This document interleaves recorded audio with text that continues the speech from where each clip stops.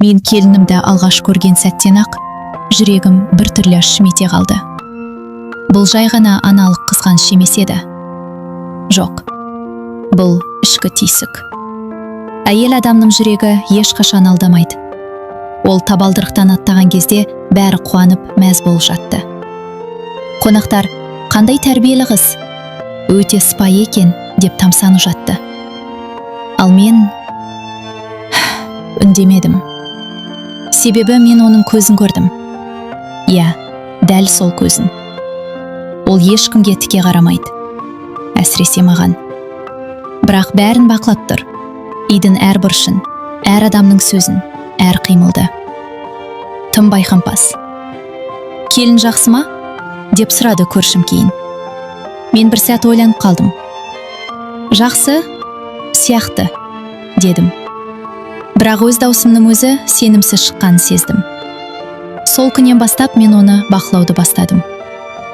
Келінімнің аты Аяулым. Жас, сұлу. Үстінде әрқашан жинақы киім. Сөйлегенде даусы жұмсақ. Көп сөйлемейді. Бірақ тым тыныш. Тым тыныш адамнан қорқу керек. Бірінші күдігім оның үй шаруасына деген қарым-қатынас болды. Алғашқы күннен ақ бәрін мінсіз істейді. Таңғы астайын, үй таптаза, кір жуылған. Қалай бәрін үлгеріп жүрсің? Деп сұрадым бір күні. Ол күлімсіреп, үйреніп қалғанмын, мама, деді. Үйреніп қалғанмын. Осы сөз маған ұнамады. Неден үйрендің? Қайда? Бір күні кешке ұлым жұмыстан кеш келді. Мен әдейі ас үйде қалып қойдым. Аяулым телефонмен сөйлесіп тұр екен. Даусы сыбырлап шықты. Жоқ, әлі ерте. Ол сезіп қалу мүмкін. Менің жүрегім зу ете қалды. Ол кім туралы айтып тұр? Ол деген кім? Мен ыдыс жуып тұрғандай кейіп танытып тыңдадым. Жоқ, күте тұрайық, мен өзім айтам, деді де телефонды тез өшірді. Ол бұрылып мені көргенде бір сәтке көзіміз түйісіп қалды. Сол сәтте мен бәрін түсіндім. Ол қорықты. Бірақ не үшін? Кіммен сөйлестім? Деп сұрадым салқын дауыспен. Қырбым, деді ол көзін төмен салып. Жалған. Мен оны анық сездім. Сол күннен бастап менің күдігім күшейе түсті. Келесі аптада тағы бір жағдай болды. Түн ортасында оянып кеттім. Су ішкім келді. Ас үйге бара жатқанда келінімнің бөлмесінен жарық көрінді. Есігі сәл ашық екен. Мен жақындап ішіне қарадым. Аяулым чемоданның ішінен бірдеңелерді шығарып отыр екен. Киімдер емес, қағаздар. Бір бума қағаз. Ол бір құжатты қолына алып ұзақ қарап отырды. Сосын жылап жіберді. Менің ішімнен бір нәрсе үзілді. Бұл жай ғана құжат емес еді. Бұл құпия. Үлкен құпия. Сол сәтте еден сықырлап кетті. Ол жалт бұрылды. Біз тағы да көз түйістірдік. Бұл жолы оның көзінде қорқыныш емес, өтініш болды. Мама, деді жай ғана. Мен ештеңе демедім. Артыма бұрылып бөлмеме кеттім. Бірақ сол түні көз іле алмадым. Ертеңіне таңертең мен шешім қабылдадым. Мен шындықты білуім керек, қандай болса да. Сол күні мен әдейі үйде қалдым. Аяулым дүкенге шығатын айтты. Мен басымды изедім. Ол кеткен соң мен оның бөлмесіне кірдім. Жүрегім қатты соғып тұр. Мүмкін мен қателесіп жүрген шығармын, деп өзімді жұбаттым. Бірақ ішкі даусым, жоқ, бір нәрсе бар, деп қайталай берді. Мен шкафты аштым. Киімдер ұқыпты ілінген. Бәрі мінсіз. Сосын төменгі тартпаны аштым. Сол жерде бір папка тұрды. Мен оны баяу аштым. Алғашқы бетінде жазу тұрды. Менің қолым дірілдеп кетті. Онда туу туралы куәлік деп жазылып тұрды. Бала аты. Мен оқи алмай қалдым. Көзім қарауытып кетті. Бұл мүмкін емес. Мен папканы жауып, орындыққа отыра кеттім. Жоқ, бұл дұрыс емес. Бірақ ішімде бір ғана ой тұрды. Менің келінім бір нәрсені жасырып жүр. Және бұл жай ғана құпия емес. Бұл бүкіл отбасының тағдырын өзгертетін шындық еді. Мен папканы қайта аштым. Қолым дірілдеп тұр. Бірақ тоқтай алмадым.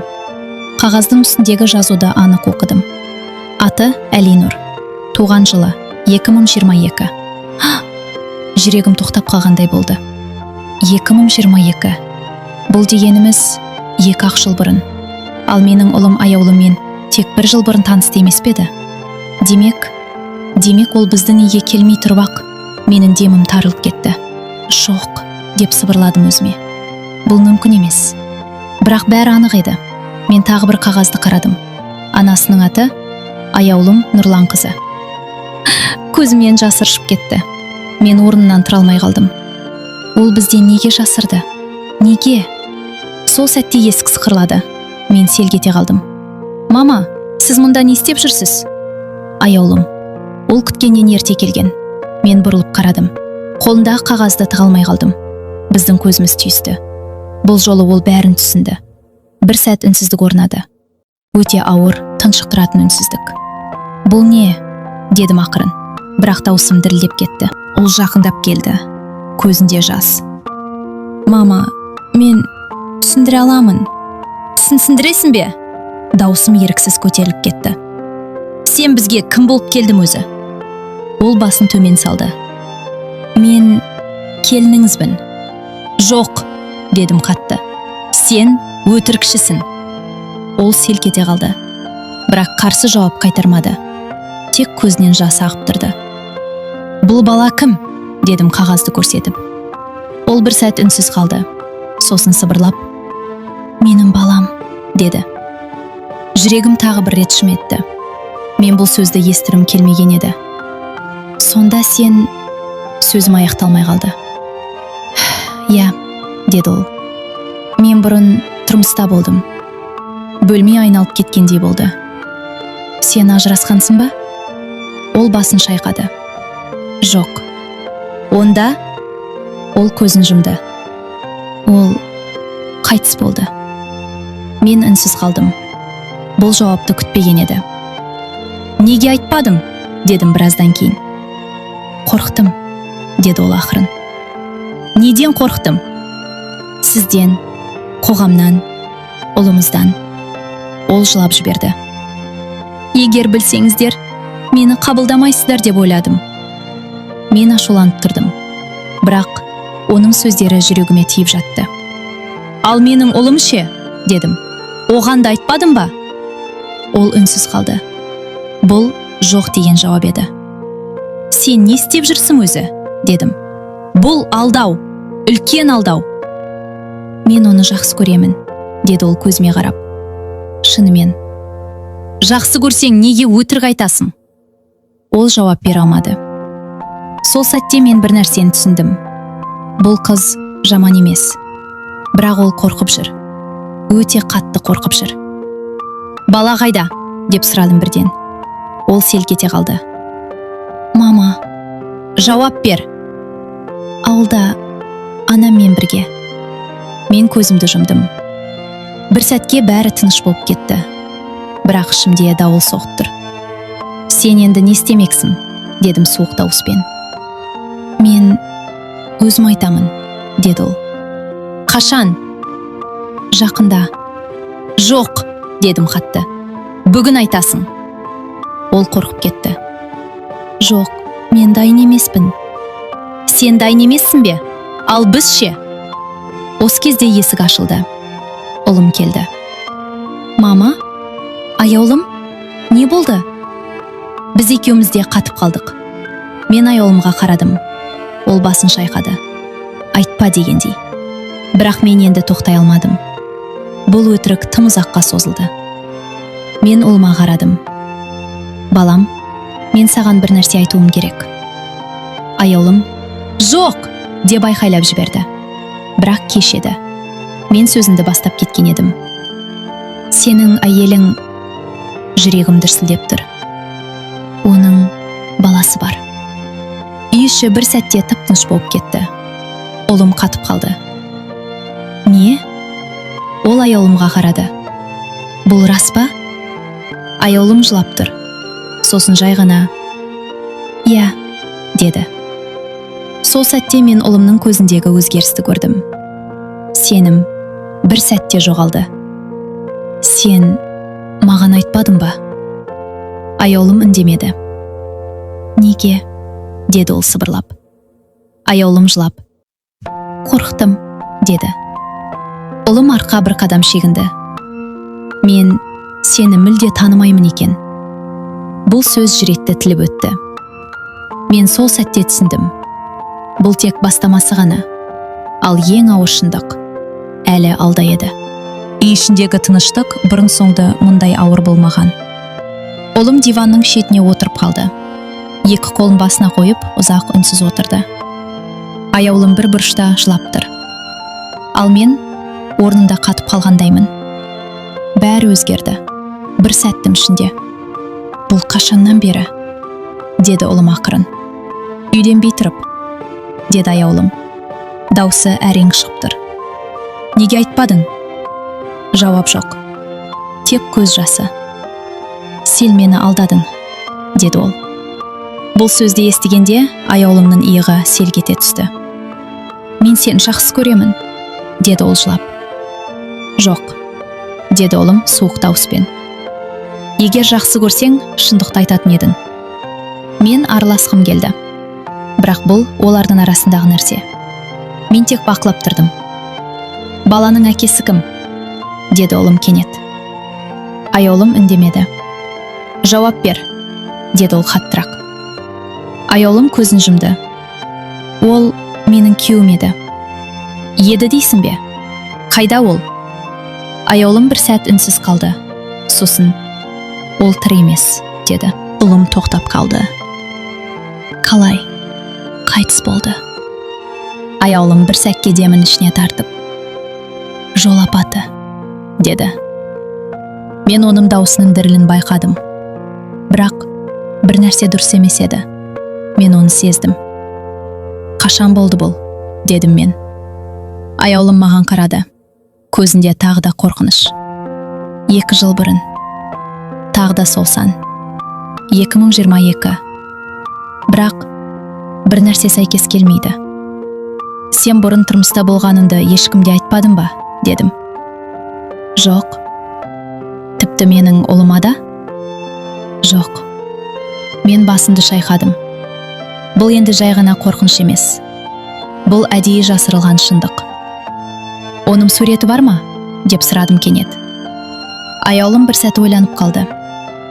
Жоқ, деді. Жалған. Мен бірден түсіндім. Қалайша жоқ, дедім. Күйеуім болса, суреті болу керек қой. Мен бәрін өшіріп тастадым. Неге? Өткенді ұмытқым келді. Мен оған ұзақ қарадым. Бұл сөздер шындыққа ұқсамайды. Аяулым, дедім баяу. Сен бізге бәрін айтып отырған жоқсың. Ол үндемеді. Тек көзін төмен салды. Бұл мойындау. Тағы не бар? Дедім. Ұлым да оған қадала қарады. Айт. Бөлме іші тып-тыныш. Секундтар сағаттай созылды. Аяулым ақырын отырды. Қолдары дірілдеп тұр. Мен сіздерге бәрін айта алмаймын. Неге? Деді ұлым. Өйткені... Ол тоқтап қалды. Өйткені не? Ол көзін көтерді. Бұл жолы оның көзінде тек қорқыныш емес, ұят та бар еді. Ол менің күйеуім болған жоқ. Бөлме тағы да тып-тыныш. Мен демалуды ұмытып кеткендеймін. Не? Деді ұлым сыбырлап. Біз ресми некеде болған жоқпыз. Мен орнымнан тұрып кеттім. Сонда сен... Сөзім шықпай қалды. Иә, деді ол. Ұлым қабағын түйіп. Демек сен маған басынан бастап өтірік айттың, деді. Мен... деді аяулым. Жоқ, деді ол қатты. Ештеңе айтпа. Менің ішім күйіп бара жатыр. Бірақ, сонымен қатар, мен бір нәрсені түсініп келе жатырмын. Бұл қыздың өмірі оңай болмаған. Ол адам кім еді? Деп сұрадым. Аяулым көзін жұмды. Ұзақ үнсіз қалды. Сосын ол жаман адам еді, деді. Қалай жаман? Ол дірілдеп кетті. Ол мен ұратын. Жүрегім шымете қалды. Ұлым да үнсіз қалды. Мен жүкті болғанда ол мені тастап кетті, деді ол жылап. Сонда ол тірі ме? Дедім бірден. Аяулымын демеді. Бұл жауаптан да ауыр еді. Ол тірі ме? Дедім қаттырақ. Иә, деді ол сыбырлап. Бөлме іші мұздай болып кетті. Мен орындыққа отыра кеттім. Демек, дедім баяу. Сен бізге тағы да өтірік айттың. Аяулым басын төмен түсірді. Мен қорықтым. Ұлым орнынан тұрды. Көзінде ашу. Бәрі өтірік. Бәрі. Ол есікке қарай жүрді. Балам, дедім. Бірақ ол тоқтамады. Есікті қатты жауып шығып кетті. Аяулым жылап отыр. Мен оған қарадым. Бұл жолы ашуым азайғандай. Орнына ауыр ой келді. Бұл оқиға әлі аяқталған жоқ. Ең қорқыныштысы сол адам, яғни баланың әкесі, әлі тірі. Және мен ішіммен сеземін. Ол қайта келеді. Сол түн мен өмірімде ешқашан ұмытпайтын түн болды. Ұлым үйге қайтпады. Телефон соқтым. Көтермейді. Хабарлама жаздым. Жауап жоқ. Ал аяулым ас үйдің бұрышында отырып үнсіз жылады. Мен алғаш рет оны аяп кеттім. Бірақ бәрібір жүрегім толық жұмсара алмады. Өйткені оның өтірігі тым ауыр еді. Түнгі сағат 3. Мен әлі ұйықтай алмадым. Сол кезде есік қағылды. Қатты. Қайта. Жүрегім зу ете қалды. Ұлым шығар, деп ойладым. Есікті аштым. Бірақ бұл менің ұлым емес еді. Босағада бір ер адам тұр. Бейтаныс. Бірақ көз қарасы суық. Қараңғыда да оның жүзі қатал көрінеді. Бұл аяулымның үйі ме? Деді ол. Даусы дөрекі. Менің денем мұздап кетті. Сіз кімсіз? Дедім сақтанып. Ол жымиып қойды. Сол жымиыс маған ұнамады. Мен ескі танысымын. Жүрегім дүрсілдеп кетті. Сол сәтте ішімнен бір дауыс. Бұл сол адам, деді. Онда келмеуіміз керек, дедім мен. Бірақ ол есікке тіреліп тұр. Маған аяулым керек. Ол ұйықтап жатыр. Оят. Оның даусы бұйрық сияқты шықты. Мен ашуланып кеттім. Сіз кімсіз өзі? Ол маған тіке қарады. Мен оның баласының әкесімін. Сол сөзді естігенде менің аяғым қалтырап кетті. Барлығы шын. Ол расында келген. Кетіңіз, дедім қатты. Бізге сіздің керегіңіз жоқ. Ол күліп жіберді. Маған сендердің не ойлайтыным маңызды емес. Бұл үйге кірмейсіз. Бірақ дәл сол сәтте аяулым пайда болды. Ол дәлізде тұр. Бет аппақ, көзінде қорқыныш. Сен, деді ол сыбырлап. Ер адам оған қарап, иә, мен, деді. Бөлмеші суық тартып кеткендей. Неге келдің? Деді аяулым. Даусы дірілдеп тұр. Балаңды көруге. Сенің балаң жоқ. Бар. Әлинұр, менің ұлым. Мен араға түстім. Сен оған жақындай алмайсың. Ол маған ашулы қарады. Бұл сенім шаруан емес, кемпір. Менің қаным басыма шапты. Сөйлегене қара. Бірақ ол мән бермеді. Көзін аяулынан алмай тұр. Сен мені тастап кеттің, деді аяулым. Жоқ, сен өзің кеттің. Өйткені сен мені ұратын едің. Ол иығым қиқан еткізді. Еркекпін, ашуланам. Бұл сөз мені шошытты. Сен өзгермегенсің, деді аяулым. Ал сен өзгердің бе? Бай тауып алыпсың. Оның сөзі ащы шықты. Мен араға тағы түстім. Бұл жерден кет! Сол кезде есік тағы ашылды. Ұлым. Ол кіріп келді. Көзі қызарып кеткен. Не болып жатыр? Біз үнсіз қалдық. Ал әлгі ер адам күліп жіберді. О, күйеу келді ме? Ұлым оған қарады. Сен кімсің? Мен бе? Деді ол жайбарақат. Мен сенің әйеліңнің өткенімін. Ұлымның жүзі өзгеріп кетті. Не? Аяулым, өтінем, деді. Бірақ кешеді. Бұл менің баламның әкесі, деді ұлым. Аяулым үнсіз. Бұл, иә. Ұлым жұдырығын тиді. Сен мұнда не істеп жүрсің? Баламды алуға келдім. Не? Мен шошып кеттім. Сенің оған ешқандай құқығым жоқ. Құқығым бар. Ол менің қаным. Аяулым жылап. Сен оған жақындай алмайсың. Көрерміз. Оның көзіндегі суықтық қауіп деді. Ұлым алға шықты. Егер тағы да келсең, не істейсің? Мен сені бұл үйге жолатпаймын. Ер адам күліп. Көрейік? Сосын бұрылып кетіп қалды. Есік жабылды. Бірақ оның көлеңкесі үйде қалғандай болды. Аяулым жылап отыр. Ұлым үнсіз. Ал мен бір нәрсені анық түсіндім. Бұл енді жай ғана отбасы мәселесі емес. Бұл қауіп. Сол адам қайта келеді. Және келесі жолы ол жай сөйлесіп кетпейді. Сол түннен кейін біздің үй бұрынғыдай болмады. Әр дыбысқа елеңдейміз. Әр есік қағылған сайын жүрегіміз тоқтап қалғандай болады. Аяулым мүлде өзгеріп кетті. Көзінің астында көгерген іздер пайда болды. Ұйқы көрмейді. Үнемі терезеден сыртқа қарап отырады. Бір нәрседен күтіп отырғандай. Немесе бір нәрседен қорқып отырғандай. Ол қайта келеді, деді бір күні сыбырлап. Мен үндемедім. Себебі мен де соны сезіп жүрмін. Ұлым да тыныш емес. Бұрынғыдай күліп сөйлеспейді. Көбіне телефонға үңіліп, біреумен сөйлесіп жүреді. Полицияға хабарласайық дедім. Дәлел жоқ, мама, деді ол. Ол бізді қорқытып жүр. Бірақ ештеңе істеген жоқ әлі. Әлі деген сөзі жүрегімді ауыртты. Бір апта өтті. Біз оны көрмедік. Бірақ тыныштық жалған сияқты болды.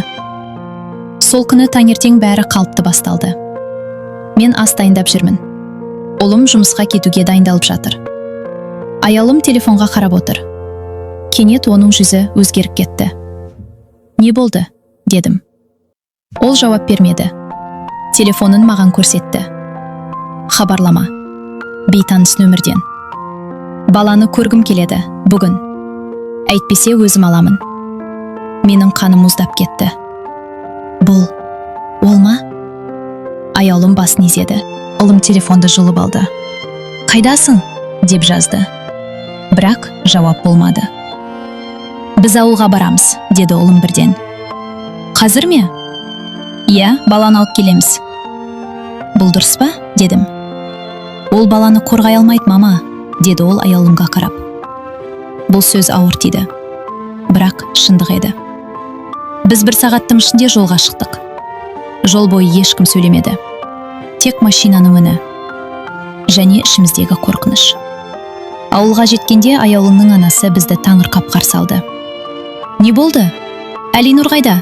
Деді аяулым бірден. Үйде ғой? Біз ішке кірдік. Кішкентай бала бұрышта ойнап отыр. Менің жүрегім елжіреп кетті. Ол сондай бейкүнә. Ештеңеден хабарсыз. Әлинұр, деді аяулым жылап. Бала жүгіріп келіп, оны құшақтады. Анашым. Бұл көрініс жүректі ауыртты. Бірақ бізде уақыт жоқ еді. Біз оны алып кетеміз, деді ұлым. Неге? Деді әжесі. Аяулым бәрін түсіндірді. Әжесінің көзіне жас келді. Ол қайта келді ме? Иә. Біз тез жиналдық. Баланы көлікке отырғыздық. Мен оның жанында отырдым. Ол маған қарап, сіз кімсіз? Деді. Мен күлімсіреп. Мен сенің әжеңмін. Ол қуанып кетті. Ал менің жүрегім жылап тұр. Қайтар жолда бәрі тыныш болды. Бірақ кенет ұлым тежегішті қатты басты. Не болды? Алдымызда жолдың ортасында бір көлік тұр. Таныс көлік. Есік ашылды. Сол адам шықты. Баяу, сенімді, қорықпайды. Мен айттым ғой, деді ол күліп. Менің денем мұздап кетті. Баланы беріңдер. Жоқ, деді аяулым айқайлап. Ұлым көліктен түсті. Жолдан кет. Алдымен баламды бер. Ол сенің балаң емес. Ыңқы жасайық па? Оның сөзі суық шықты. Аяулым жылап. Сен оған лайық емессің. Маған бәрібір. Ол менікі.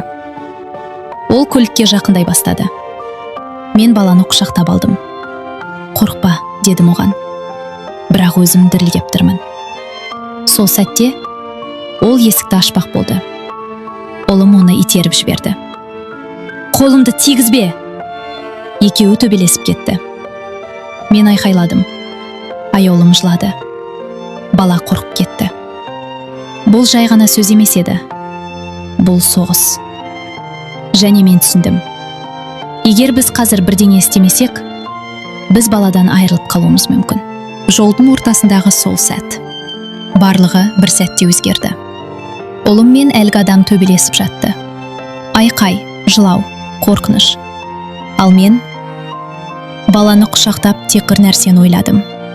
Оны қорғау керек. Тоқтағдар, деп айқайладым бар даусыммен. Бірақ ешкім тыңдамады. Сол кезде аяулым жүгіріп барып екеуінің арасына түсті. Жетеді! Оның даусы бәрін тоқтатты. Екі еркек те тоқтап қалды. Сен не істеп жүрсің? Деді әлгі адам ашулы. Мен анамын, деді аяулым. Оның даусы алғаш рет батыл шықты. Қорықпай, дірілдемей. Сен ана емессің, деді ол.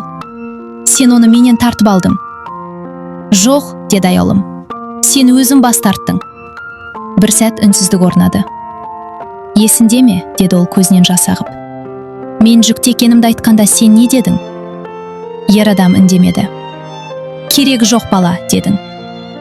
Бұл сөз бәрін тіліп өтті. Менің жүрегім шүмете қалды. Ұлым да тоқтап қалды. Ал енді 2 жылдан кейін келіп, балам дейсің бе? Аяулым жылап тұр. Бірақ бұл әлсіздік емес еді. Бұл шындық. Ер адам ашуланып. Ол кезде басқаша еді, деді. Жоқ, деді аяулым. Сен ешқашан өзгермейсің.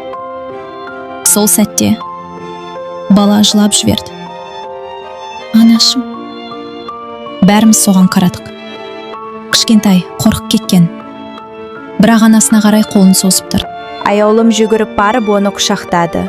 Мен осындамын. Қорықпа. Мен сол сәтте бәрін түсіндім. Ана деген осы. Қан емес, жүрек.